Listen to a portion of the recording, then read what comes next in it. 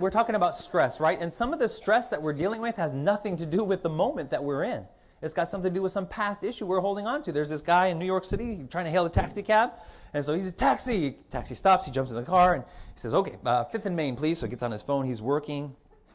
Taxi driver's just driving just fine, right? All of a sudden, this guy has a question. Excuse me, sir. Taps him on the shoulder. Taxi driver, boom, hits the car next to him. Boom, he freaks out and he stops. He said, dude, don't you ever do that again. Don't you ever do that again. And he's freaking out, white knuckling the wheel and everything. And the guy in the back seat trying to get out. He's like, I'm sorry. I won't talk to you. I won't look at you. 5th and Main, please. Just take me where I'm going. And the taxi driver gathers his bearing. He's like, oh, gosh, you know what? I'm sorry about that. He's like, this is my first year driving a taxi. I spent the last 20 years driving a hearse.